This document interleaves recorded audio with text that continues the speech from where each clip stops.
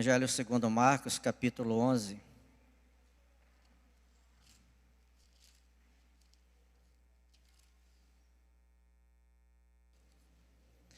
Vamos ler a partir do versículo 20 até o versículo 25, 26.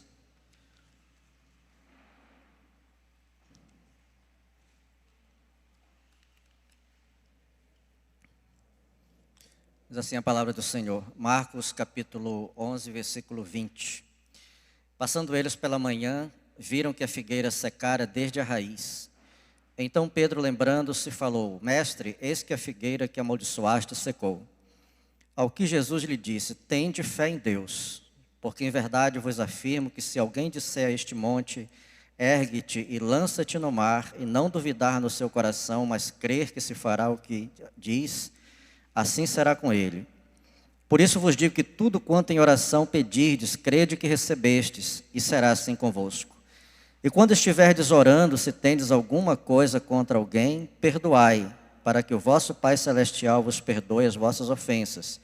Mas se não perdoardes também, vosso Pai Celestial não vos perdoará as vossas ofensas. Pai, obrigado pela Tua palavra, Senhor Deus, que o Senhor ministre nosso coração, Espírito Santo de Deus, nessa manhã, Pai, e as pessoas que também estão nos ouvindo, Pai Santo querido, que o Senhor possa impactar, Senhor Deus, de uma forma graciosa, poderosa, soberana, Senhor Deus, e que o Senhor abra o nosso entendimento, Pai, tira todo o bloqueio que possa existir no nosso coração, no nosso entendimento, que esteja impedindo de nós, Pai Santo querido, ouvirmos a Tua palavra, entendermos a Tua palavra, sermos curados, sermos libertos, transformados, Pai, e também sermos transformadores de vida, Pai Santo querido, no decorrer da nossa existência, Pai. Abençoa, Pai Santo querido, cada pessoa aqui presente, mais uma vez aqueles que estão nos ouvindo, Pai Santo querido, nos vendo, Senhor Deus, pelas mídias, pela melodia, Senhor Deus, abençoa, Deus, cada família, cada pessoa, Senhor Deus, com Teu poder, com Tua graça, misericórdia e compaixão, Pai, em nome do Senhor Jesus Cristo, amém.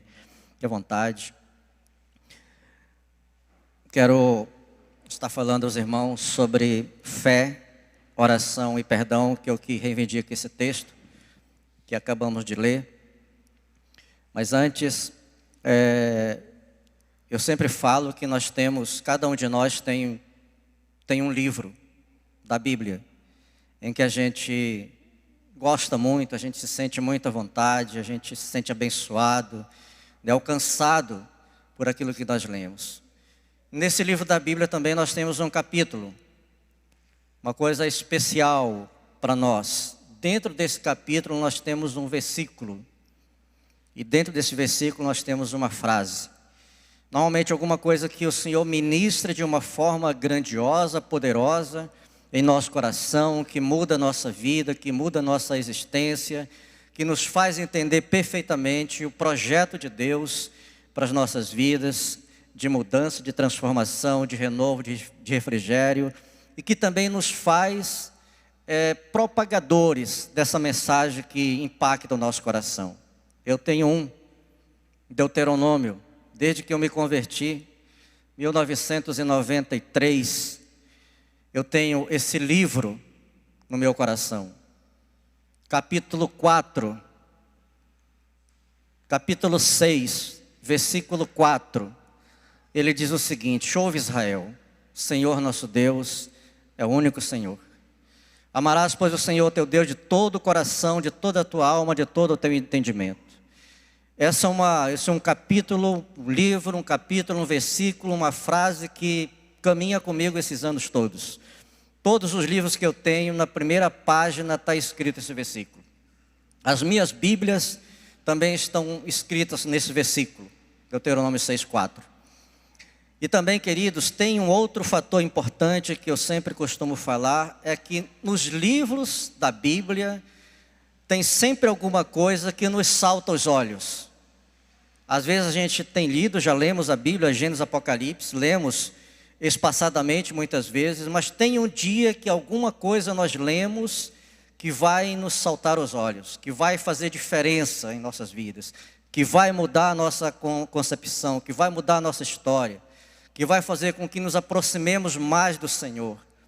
E eu quero falar de alguns momentos, de alguns livros dos evangelhos, desses momentos ímpares, que eu chamo desse olhar clínico que os evangelistas, os escritores da Bíblia tiveram em relação à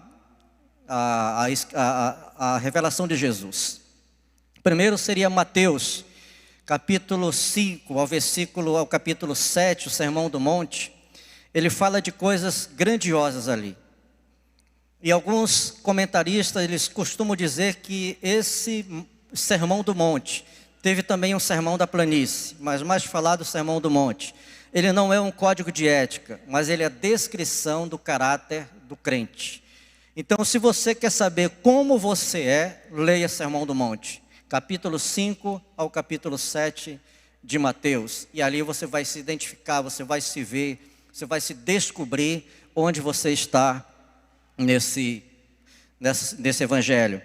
Um outro livro também, um outro fator também que nos chama atenção, está lá no livro de Lucas, Evangelho de Lucas, segundo Lucas, olhar clínico desse médico chamado Lucas, quando Jesus disse para Pedro que antes que o galo cantasse, ele o negaria 3 vezes.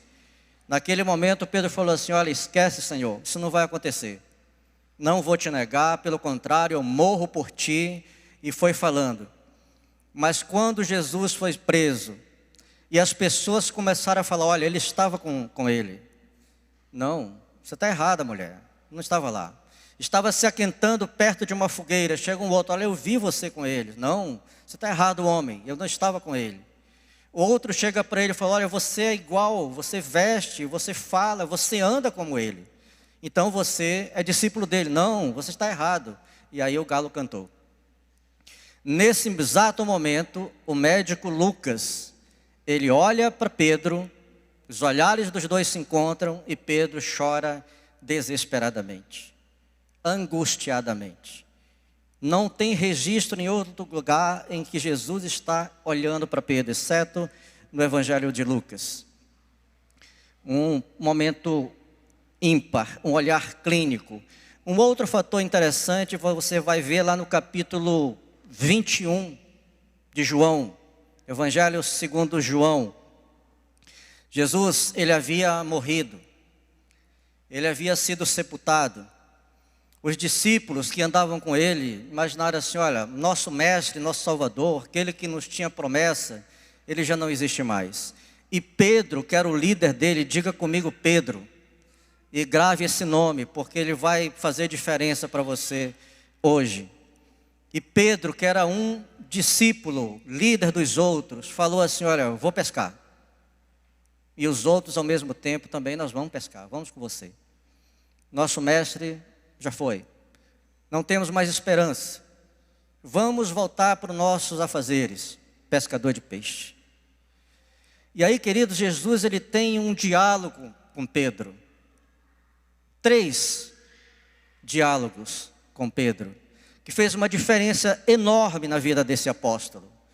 Primeira coisa, capítulo 4, versículo 19 de Mateus, ele diz assim: olha, Pedro, eu mudei o teu nome. Eu te fiz pescador de homens, ao invés de pescador de peixe. Pedro, por que você voltou a esse ofício anterior? E é verdade, queridos, nesse capítulo 4:19, melhor, ele não muda o nome, mas ele chama Pedro, que era pescador de peixe, para ser pescador de homem. E falou para ele: olha, segue-me. E ele seguiu imediatamente. Mas nesse exato momento, Pedro havia realmente se afastado do Senhor. Tinha ido pescar.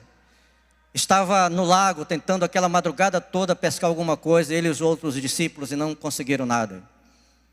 Quando eles olham aquele homem sentado na praia, com um fogo aceso, um peixe em cima da grelha e um pão, e alguém fala assim: olha, é o Senhor.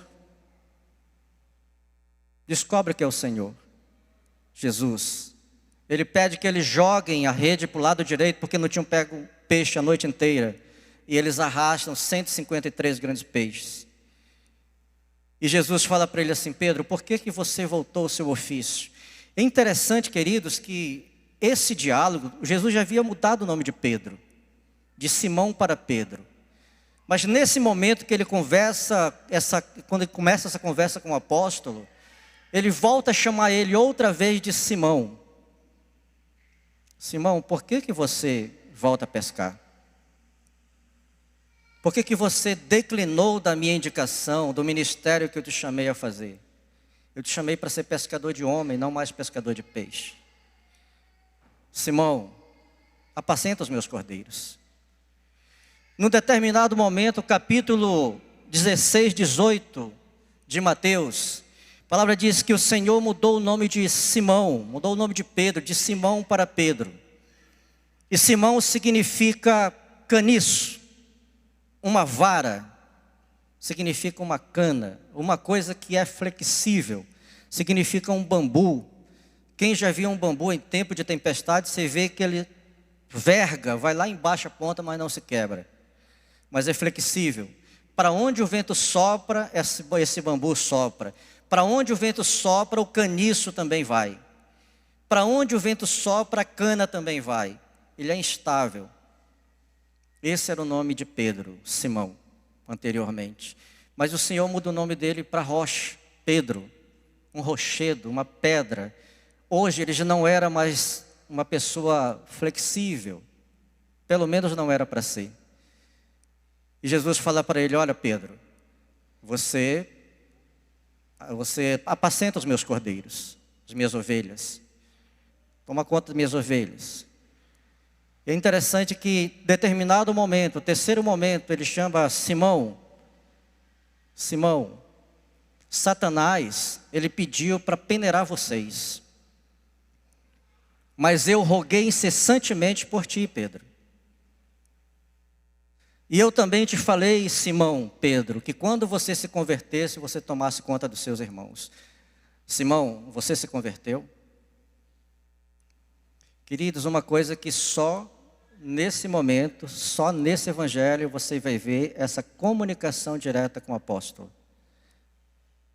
A partir daquela última conversa que ele tem com Jesus, a vida dele é transformada totalmente. Ele já passa a ser chamado Pedro, essa rocha que não é mais flexível, essa rocha que não tem mais medo, essa rocha que não se dobra mais diante da circunstância, né? Que não é mais um caniço, que não é mais esse bambu, que não é mais essa cana que ficava assustada com qualquer situação, que corria dos adversários, que tinha medo da morte, que tinha medo da perseguição, que negou o seu Senhor. Ele já não era mais isso. Quando você lê as cartas do apóstolo, você já vê totalmente mudado, um homem totalmente mudado, um homem que não tem mais medo, um homem que faz frente, um homem que vai à frente, aquela pessoa que está disposta realmente a glorificar o nome do seu Senhor. Isso tem uma revelação grandiosa para nós, queridos. Muitas vezes nós, por menos do que o apóstolo fez, nós negamos Jesus. Por menos pressão, nós negamos Jesus. E não é incomum a gente, ao longo da nossa vida, a gente ver pessoas perto de nós, pessoas que estiveram ao nosso redor, pessoas que fizeram parte do nosso convívio, que não estão mais, que se arrependeram de se arrepender. Simão. Pessoas que continuam ainda caniços, pessoas que continuam bambu, que ainda não tiveram revelação completa daquilo que Deus fez na sua vida. Ao contrário, nós vemos pessoas no mundo inteiro, em países de perseguição, em que as pessoas realmente elas entendem o chamado do Senhor, elas são transformadas, aqueles nomes antigos são mudados, agora elas fazem parte do reino do Senhor, agora se chamam pelo nome do Senhor, e elas não têm medo de declarar a sua fé. A despeito de qualquer situação, a despeito de qualquer perseguição, elas não têm medo de declarar a sua fé. Alguns morrem, é verdade. Alguns são presos, também é verdade. Mas a maioria se torna um disseminador, um propagador das verdades do reino de Deus. Um outro fator importante nesse capítulo, nesse livro de João, capítulo 19, tem uma coisa muito interessante. A palavra diz que Jesus, ele foi morto perto de um jardim. Crucificaram ele próximo a um jardim. E quando ele morreu, José de Arimateia tinha um sepulcro aberto, novo, num jardim.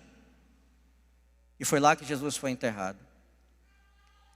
E tem uma coisa muito interessante na palavra, e a gente aprende isso, que a Bíblia se explica. Se você lê alguma coisa na palavra e você tem dúvida, em algum lugar ela vai estar explicando aquilo que você está lendo, que você tem dúvida.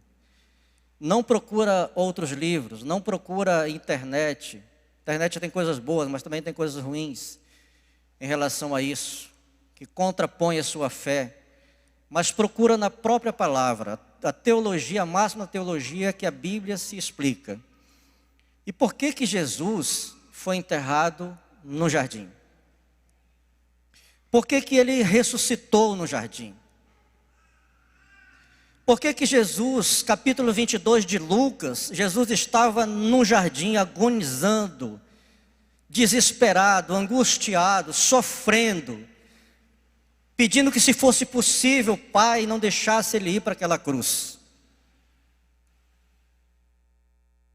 Aí a Bíblia vai dizer que lá no jardim do Éden aconteceu também um sofrimento parecido com esse. Adão. Quando a mulher levou para Adão o fruto, ele ficou numa angústia tremenda. Se ele comia, se ele não comia. Se ele desobedecia, se ele não desobedecia. Se ele desobedecesse, ele morria. Deixaria de ser filho. Assim Jesus também estava no sofrimento. A Bíblia diz, nesse capítulo 22 de Lucas, que a dor foi tão intensa, o sofrimento foi tão intenso, que ele começou a suar gotas de sangue. Era no jardim. Mas ele fala assim: olha, Pai, gostaria de não ir para a cruz. Mas se isso não for possível, que se faça a tua vontade. Foi para a cruz. Por que a cruz? Poderia ter morrido de uma outra forma. Mas foi exatamente lá no jardim, outra vez, no madeiro, onde veio o pecado, onde veio a morte para a humanidade. Lá no jardim, foi através de um fruto de um madeiro que Adão comeu e que entrou o pecado no mundo, que entrou realmente a morte. Era necessário que através desse madeiro Jesus resgatasse isso. E foi o que aconteceu. Algumas pessoas criticam a cruz, falam que a cruz era maldição, de fato era. A cruz não era para ele, era para mim e era para você. A maldição teria que recair sobre mim e sobre você, mas ele levou sobre ele. Um outro fator importante também. Talvez você imagine que a ceia seja um ritual. Todo mês a igreja tem um ritual. Ou toda semana, conforme o grupo, ou todo ano. Você pode imaginar que a ceia também seja uma superstição. Vou fazer que é para mim ser abençoado. Para não transgredir. Eu vou fazer porque as pessoas vão me ver lá. O pastor vai me ver lá, a liderança vai me ver. Não, sim, não é isso. A mesma coisa, queridos, nós vamos lá para o jardim outra vez. Foi exatamente lá por um ato de comer que veio a morte. E hoje, por um ato de comer, vem vida. Vem mudança, vem cura, vem transformação, vem refrigério, vem renovo, vem salvação para as nossas vidas. Você vê que uma coisa, ela se liga com a outra. Tem sentido, faz sentido. Por que que ele morreu na cruz? Por que que ele morreu no jardim? Por que que ele ressurgiu naquele jardim? Era necessário que ele ressurgisse naquele jardim, porque foi lá no jardim que morreu Adão. Espiritualmente falando, lógico. Mas era necessário que acontecesse dessa forma. E esse olhar clínico que a gente vê nesses livros, muitas vezes a gente passa, lê, aí volta, lê de novo, mas a gente nunca se depara, a gente nunca para pensar qual a motivação disso. Por que que ele disse isso? Por que está escrito isso? Da mesma forma, queridos, quando nós lemos aqui em Marcos, capítulo 20, a palavra diz que passando eles pela manhã, viram que a figueira secara desde a raiz. Por que essa figueira secou? E a palavra diz que ele amaldiçoou porque ela não tinha fruto e porque não era tempo de figos. Será que Jesus estava louco? Será que ele não teve compaixão daquela figueira que não tinha fruto? Já que não era tempo de fruto, por que amaldiçoar? Mas também tem um sentido. Era comum naquela época, a Bíblia diz que ela estava bem copada, as folhas verdes, uma figueira bonita, uma árvore bonita, à beira do caminho. Era comum que naquela época não tinha o fruto, figo, mas os brotos já estavam começando a nascer. Dava para se comer os brotos, mas ela não tinha nada. Um outro fator interessante que nós vemos nesse episódio é que no livro de Mateus, por exemplo, ele fala dessa parábola da figueira e em seguida ele coloca a purificação do templo. Ele coloca em seguida a purificação do templo, um em relação ao outro. Mas Marcos, especificamente, porque Marcos, o que ele viu? O que ele viu que Mateus não viu? O que ele viu que Lucas não viu? O que ele viu que João não viu? Marcos não era um apóstolo de Jesus, ele era um discípulo. Mas os comentaristas fecham na questão que era na casa da mãe de Marcos, João Marcos, Maria, em que ocorreu a maioria das reuniões dos apóstolos com Jesus. Inclusive que é bem provável que a última ceia tenha sido feita na casa de Maria, mãe de João Marcos. Atos capítulo 12 fala que Tiago foi preso, Pedro foi preso, Tiago foi passado ao fio da espada, Pedro estava preso para ser entregue em seguida. A igreja orava incessantemente pela vida de Pedro. Aonde? Na casa de Maria, mãe de João Marcos. E ele foi liberto. Então, queridos, esse discípulo, ele tinha um olhar clínico para essas coisas. Ele viu momentos especiais que os outros não viram. Ele acompanhou conversa de Jesus com os discípulos, ato de Jesus com os discípulos, que provavelmente os outros não perceberam. Passou batido. E ele faz com que essa parábola da figueira seja dividida no meio. E no meio seja colocada a purificação do templo.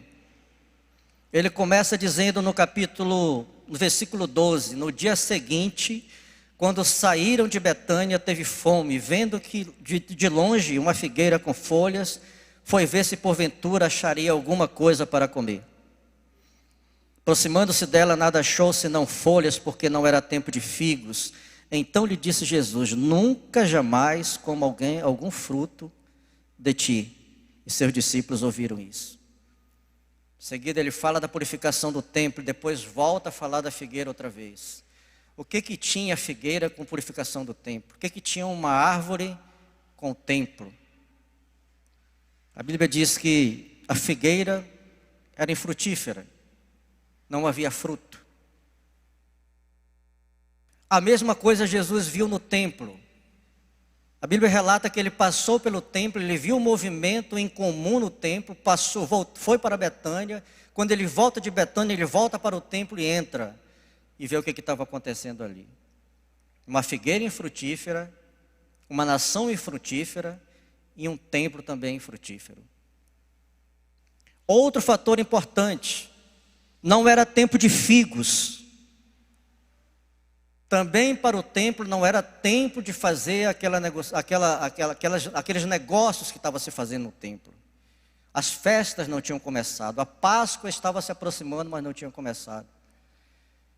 Mas a Bíblia diz que no templo os cambistas já estavam trocando moedas estrangeiras, gregas e romanas, por moedas judaicas. E essas moedas gregas e romanas traziam inscrições de ídolos. Estavam com gravuras de ídolos que não era permitido. Um outro fator importante no templo, que não era tempo de festa. As mulheres que haviam ganho crianças, que compravam pombas ou que recebiam pombas, agora elas estavam pegando depois do parto e vendendo ou trocando aquelas pombas por leprosos que haviam sido purificados ou por pessoas doentes que haviam sido curadas. Não era tempo de figo, não era tempo de visitação. Outro fator importante nisso, quando Jesus fala sobre a questão do templo, os cambistas estavam vendendo ou levando animais coxos, paralíticos, cegos, doentes para serem vendidos no templo. Daí Jesus começar a derrubar a mesa, expulsar as pessoas, não era tempo daquele negócio. Não era um momento igual a figueira. E a Bíblia diz que Jesus falou que aquilo seria chamado, versículo 15, 19, ele diz que aquele lugar, o templo, seria chamado casa de oração para todos os povos. Por que Jesus, ele tem tanto cuidado? Ele não era templista, irmã Irani. Jesus, ele nunca foi templista. Ele nunca se importou com as cadeiras, as mesas, objetos. Mas ele se importava com pessoas. E foi exatamente por conta das pessoas. A Bíblia diz que, Isaías 56, 7, que essa casa, esse lugar onde eles estavam, seria chamado casa de oração para todos os povos. E a verdade é que os gentios, que não eram judeus, que estavam se convertendo ao cristianismo, estavam indo para o templo. Mas eles não permitiam que eles adentrassem os átrios, eles faziam um local para eles adorarem lá fora. Mas eles estavam chegando. E essas pessoas que estavam se convertendo, estavam vendo tudo o que estava acontecendo no templo. Os ministros, o templo teria que ser um exemplo para as nações. Havia uma promessa se cumprindo naquele momento. A Bíblia diz lá no capítulo 12 de Gênesis, para Abraão, que nele seriam benditas todas as nações da terra. Haveria um momento que as nações viriam, e as nações estavam indo para Jerusalém, estavam se convertendo. E o que eles viam era uma coisa incomum, quase parecida com aquilo que eles faziam. Se você olhar para o capítulo 1 de Malaquias, você vai ver a mesma coisa. Pessoas ofertando no altar do Senhor animais coxos, dilacerados, cegos, doentes, e dizendo que era para o Senhor. Deus fala, olha, pode ser para qualquer outro Deus, menos para mim. Também Jesus invoca capítulo 7 de Jeremias, versículo 11, sobre essa questão, essa atividade que estava sendo executada ali. A falta de compromisso, a falta de honra que estava se fazendo naquele lugar. E aí, queridos, quando ele faz essa questão, quando ele coloca essa situação, divide a parábola e coloca no meio, realmente assim, realçando que o templo não tinha nada a oferecer naquele momento. Jerusalém era uma palavra também, uma palavra dura para Jerusalém também naquele momento, uma palavra dura para o templo, mas era também para a cidade de Jerusalém. Eles tinham que atentar para isso. E aí um outro fator interessante, voltando lá ao texto, ele diz o seguinte: e passando eles pela manhã, viram que a figueira secara desde a raiz. Então Pedro, lembrando-se, falou: mestre, eis que a figueira que amaldiçoaste secou. Perceba que ele corta e continua falando dessa figueira. Ao que Jesus disse: tende fé em Deus. Primeira coisa que nós temos que atentar para aquilo que nós fazemos, para aquilo que nós queremos, para aquilo que nós vivemos, fé em Deus. Não é fé numa igreja, não é fé num templo, não é fé num grupo de pessoas, não é fé, sei lá, em qualquer outra coisa, mas em Deus. Tende fé em Deus.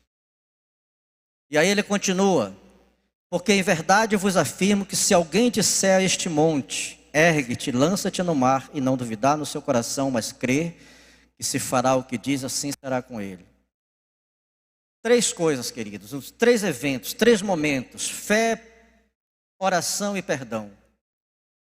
Isso passou a ser na igreja primitiva como uma doutrina cristã. Da mesma forma que o capítulo 15, 1 Coríntios capítulo 15, versículo 3 a 8, passou a ser uma doutrina cristã. Da mesma forma que Atos 15 também passou a ser uma doutrina cristã. Por que isso? Paulo, ele resgata lá em Coríntios 15, dizendo o seguinte: olha, Jesus morreu, verdade, mas ao 3º dia ele ressuscitou, verdade.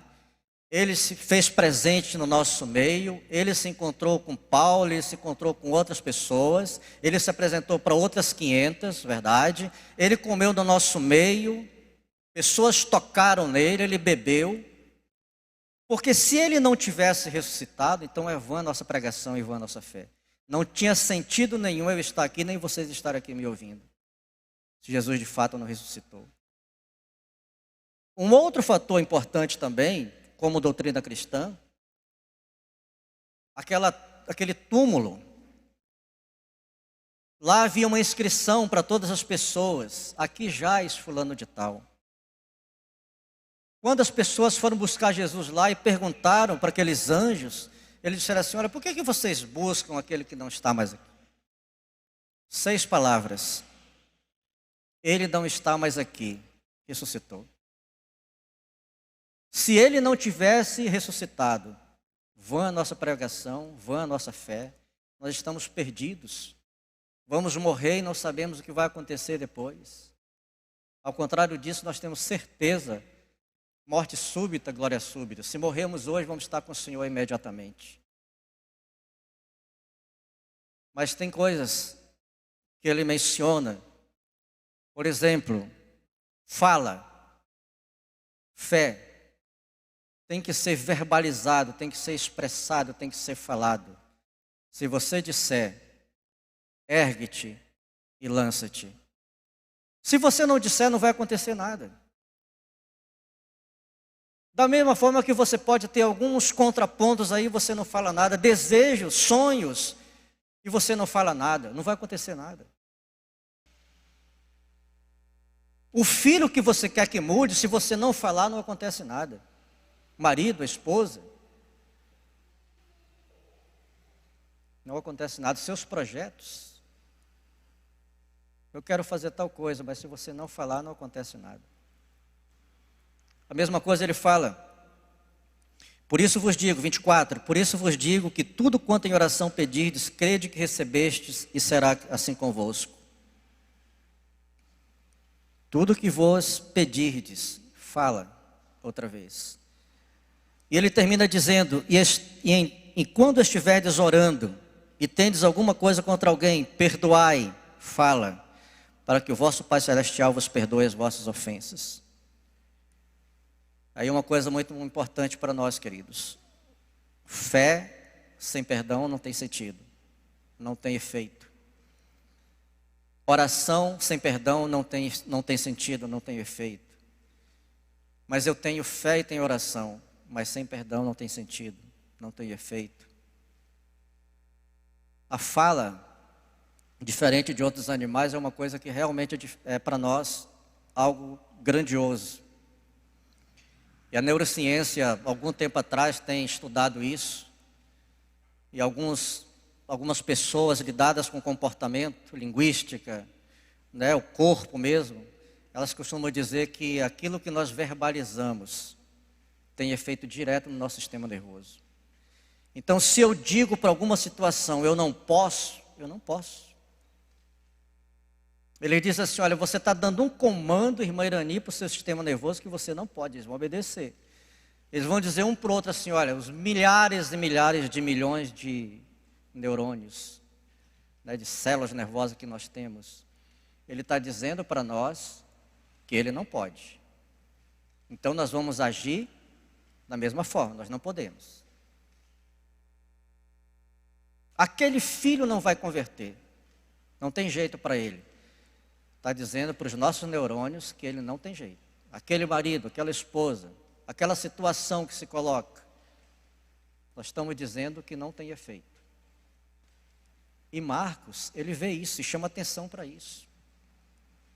Ele olha para essa palavra de Jesus e manda para a gente atentar isso.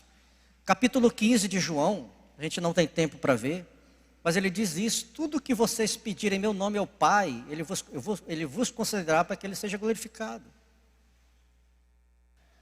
Até agora vocês não têm pedido nada em meu nome, mas pedi e recebereis para que a vossa alegria seja completa.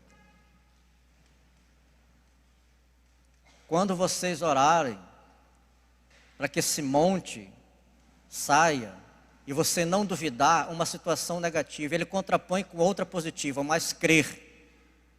Você não tem que duvidar, você tem que crer. E assim será feito.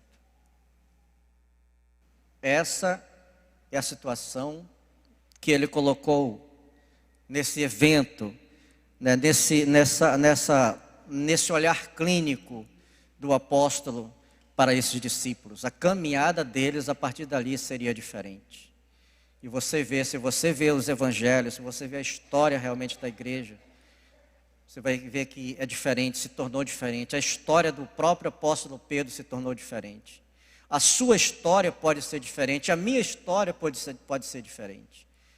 No momento que nós entendermos que isso realmente está à nossa disposição, que esse poder está à nossa disposição, que Ele luta essas lutas por nós, que Ele vai à nossa frente, que Ele desbarata exército, que Ele destrói porta de ferro, ferrolho de bronze, que Ele está realmente nos céus, mas também está conosco todos os dias até a consumação dos séculos. Um outro fator importante também do Evangelho de Mateus, segundo Mateus, capítulo 28, ele diz assim, olha, depois que Ele ressuscitou, Ele diz para os discípulos, olha, toda autoridade me foi dada no céu e na terra, então vão, façam discípulos de todas as nações. Batizem em nome do Pai, do Filho e do Espírito Santo. Estou convosco todos os dias até a consumação dos séculos. Façam discípulos. Ele não nominou um grupo de sacerdotes, não disse pastores, apóstolos. Ele não falou de presbítero, de ancião, não falou de evangelistas. Ele disse, você que está sentado no banco, faça discípulos.